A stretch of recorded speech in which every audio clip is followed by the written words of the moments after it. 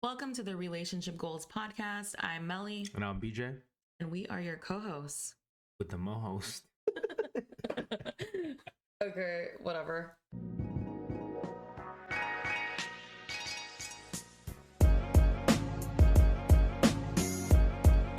Shout out to our listeners, though. Yeah, we love seeing your reactions to our podcast when you guys reach out to us and give us little moments that you thought were funny or that you liked or just showed that you were listening.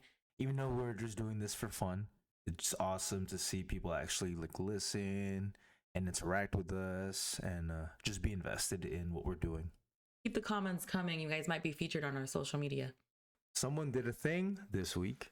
Can you please tell our listeners what you did? Which thing was this? I finally did something I've been saying I wanted to do for who knows how long. Forever. And if you guys follow me, yes, you already know, but I uploaded a Sims gameplay on YouTube. Get a applause, please. I know that sounds silly because it's just, playing video games, but it takes a lot of work to do that. And I've been playing The Sims since I was a kid. I've been a day one person, if I am one. I don't really know exactly the day it came out, but I'm sure I would have been if I knew I was just 8. Yeah, you're definitely an OG of this game. It's a very niche kind of game. People know The Sims, but the level that you play at, it's definitely something that only a few people, that I know do. I know lots of people who play The Sims. Oh, well, but yeah, anyways, who play The Sims. But anyways, the hours that I have played on this game is just probably ridiculous. I watched a lot of gameplays growing up and I've always wanted to be one of them, but I just didn't have the setup or anything when I was in middle school, high school. And then I really started getting into watching streamers in 2017 when people started playing Friday the 13th. And I've been following gamer YouTubers since. And then during the pandemic, our friends and we started really being serious about gaming. We played Among Us for hours and I really wanted to step up with my setup.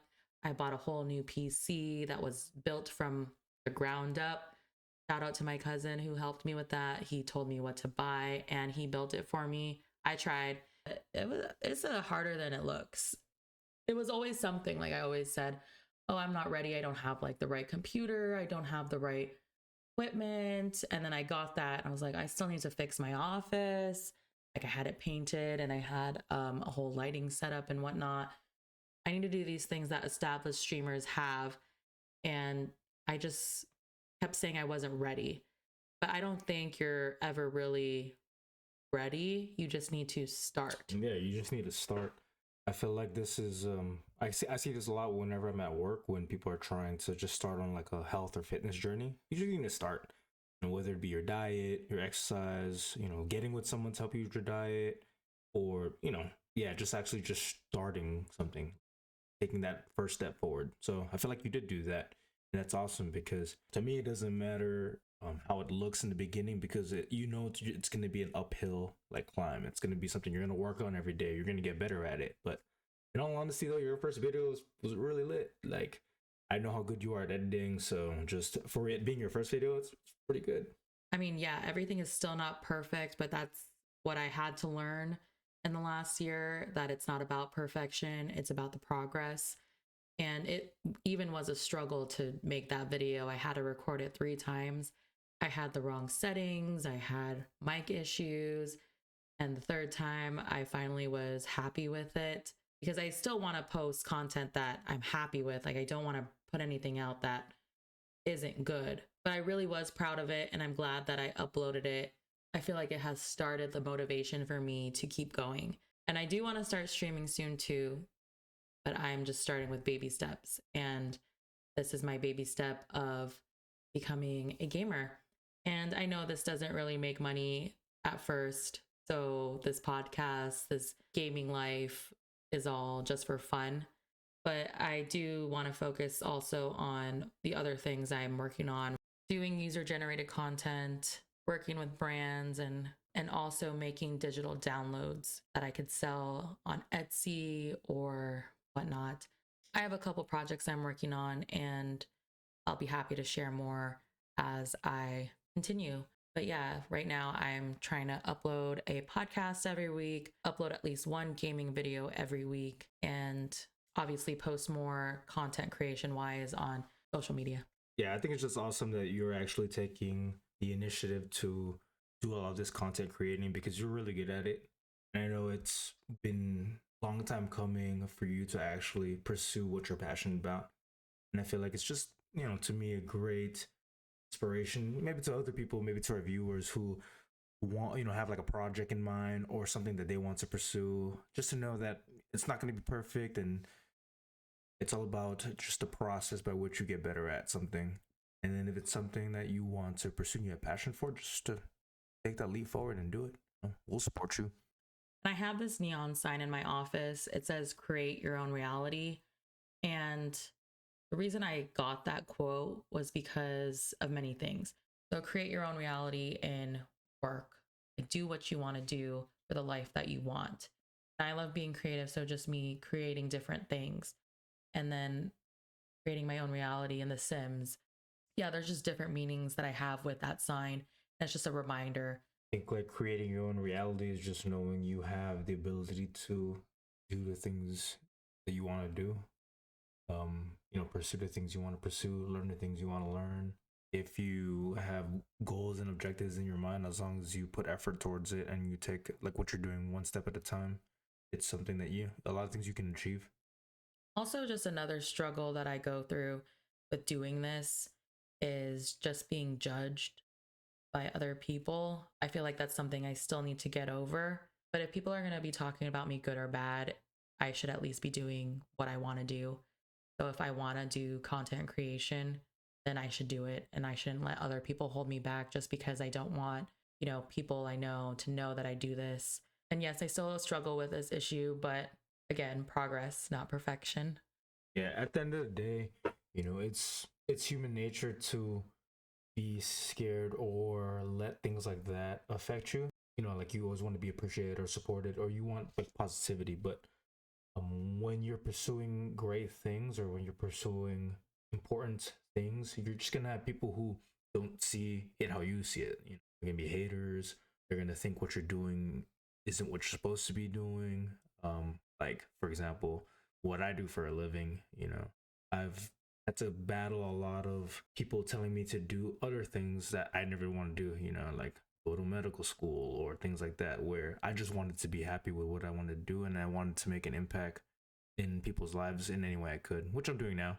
But you're always gonna have negativity from time to time. Hopefully it's not all the time and you have more positivity, but just knowing that it's your journey and the goals that you want to achieve is what you want to focus on, because luckily for us we have a lot of people who are very supportive. So their positivity always, for me personally, outshines any kind of negativity. Yeah, that's probably like my pet peeve that BJ always tells me when someone comes up to him and is like, why are you still here at this job? Because no one really understands BJ's job. We can do that a different episode. It's just hard when people don't really understand what you do and why you do it. Like your passion for it and your vision for what you want to do. I really don't know anyone who loves their job, their company, has a better boss, better benefits than BJ does. He's very passionate about what he does and loves going to work every day. I think everyone should get to that level of doing what they want to do. I just love helping people out. I get paid for it. But luckily, me and Melly love and support each other, and I've always seen this in her with just her expertise with creating content, and I'm just so happy that she's actually doing it now full time and she's enjoying the process. This past weekend we celebrated two of our friends who turned 30. Two parties back to back, Friday and Saturday. First party was a paella party. So if you guys don't know what paella is, it's, I believe, a Spanish dish where they cook like seafood. They have chicken, bell peppers, like all those kind of things with like rice. And then they cook it all together until the rice cooks and then they serve it to you. Delicious. And it was a Mediterranean themed party. So everyone was so cute in their outfits because it looked like we were going on a cruise or something. Yeah, it was pretty awesome. And this was hosted in our friend's backyard. They just bought a house and they had their backyard done. So it was like a nice backyard lit up setup. And I love their fireplace. yeah, Fireplace is sick. their bonfire.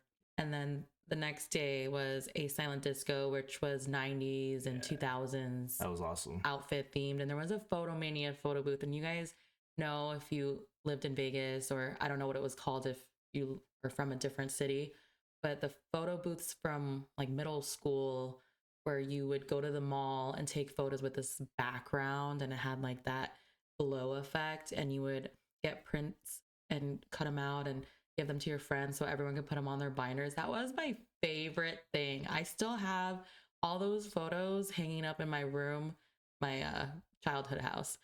So yeah, I don't know. Yeah, when Melissa was trying to explain this to me, I was like, oh, dude, on Guam, we just call these like photo booths, and people would just kind of like, when she was like talking it up, I was like, they are so cute. I know, no, I'm not saying it's not cute, but I'm just saying, like, man, we did not jazz it up like you guys do here, so. And then silent disco, you're wearing headphones and you can switch between different stations for whatever type of music you like. And then you're just dancing with the headphones on. And it's funny because when you take it off, it's like quiet. Well, you know, it was still a party, so it was still loud, but it's just funny when you like look around and you have no idea what people are dancing to. And we actually made a lot of content over the weekend too. We did a lot of TikTok dances and we made a music video, and the music video was so cute. I had a lot of fun editing that one. And yes, I am that girl who brings a tripod to the party and makes everyone takes pictures and do these videos. But what I always tell BJ, yeah, it's for the memories. like sometimes I know I could be a little bit much, but when I look back on it, I just have so much fun looking back on it. I'm like, wow, that was a fun day. That's a lot of reasons why I like taking photos and videos too, because I just love the memories that you can look back on. They're really fun to do when everyone is like down to do them too. You know, it's exciting, and then just it's funny, really funny too. Let's talk about our birthday parties, because I think bringing in your 30s is fun. Yeah. Well, one thing when you get older though, it's hard to bounce back. Mm-hmm. Luckily, I've never been one to get crazy hangovers, but yeah, it takes like I'm tired after a whole day to recover. Sleep the whole day next day. So let's talk about mine, since I turned 30 before you did. So I turned 30 2 years ago, and Melly had the greatest idea of doing a Bochella themed party. Can you explain to them a little bit about that, since you were the mastermind behind this? So BJ's birthday is in the summer, which I'm jealous of because I've always wanted like a swimming birthday, because if you know me, I love the water, and I live vicariously through BJ. And we got a boat for Lake Mead, and it has a slide on it, like you can barbecue on it, and it was a really good price too. So that was my idea. And because we were drinking too, I also thought we should just get a shuttle also. And the fact that there was just so many of us, we had to get 2 boats.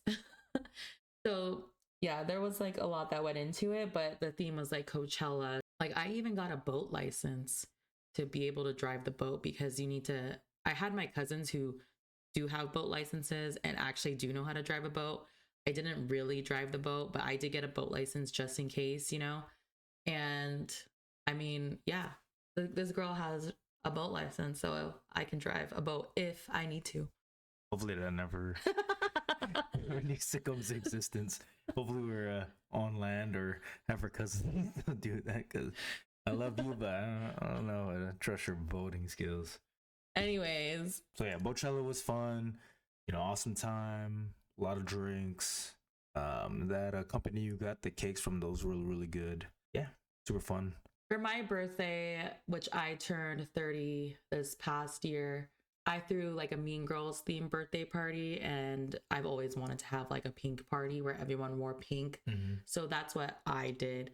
And I love the movie Mean Girls, and I love mimosas. I love taking photos. So I just wanted to incorporate, you know, all the things that I like doing. And it's so hard to have a party in the winter and also around Christmas, because it's just the holidays. Everyone's busy. I never really like celebrate my birthday with friends like that because of that. Even this party wasn't around my birthday. It was like 2 weeks after. That was fun too. Yeah, it was really fun. I really don't remember. It was fun. There was a lot of good food. She had. Oh yeah, I remember the food was good because I ate it the next day because there was leftovers. A lot of pictures taken. A lot of fun. A lot of mimosas drank. Auntie's got lit. Two of them. Oh yeah. It was definitely very, very Melly-esque. And very happy we got to celebrate both birthdays with people we love. I really do think like 30s are better than your 20s. I mean, 20s are fun. Yeah, definitely fun. College was fun. We met each other in our 20s, so I was 18. Okay, you were 18. I was just 20. I didn't turn 21 yet. Okay, jeez. Melly always makes it sound like I'm a lot older than her when I'm really just a year older. He's the young one in his grade and I'm the old one in my grade, so it sounds like we're like 2 years apart because I was a freshman and he was a junior. Yes, he's 91 and I'm 92, but it just feels that way. Yeah, 20s are fun, but I feel like your 30s, it's just different because you're more stable. Like usually you don't live paycheck to paycheck. Like you have your career established, your relationships established, like friends wise at least, like you know who your friends are. If you're in a relationship and you've been in, like it's more serious, like you're not just like messing around. Yeah. Like you're starting a family in your 30s usually. Like, yeah, I mean, everyone's different. Like 20s, we were still trying to figure ourselves out. We were finishing school, bouncing different jobs. What do you guys think? I mean, I've only been 30 for, 1 year. Not even a year yet, but I already like it better than your 20s. Yeah, I would say definitely a lot more wiser. Obviously, as you get older, especially in this era of human life and civilization, technology just gets much more better.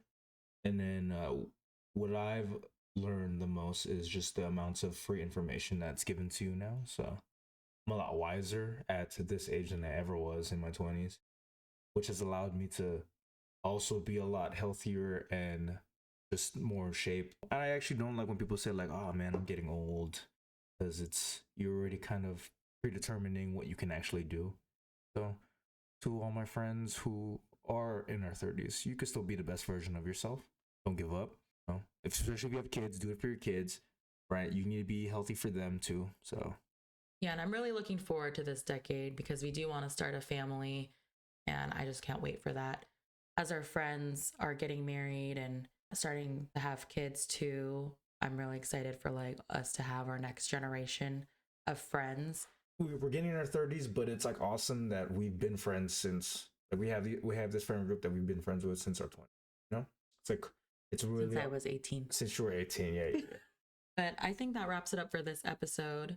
And again, our hotline is open. Please send us a video or a voice memo with your question to our email at relationshipgoalspodcast@gmail.com.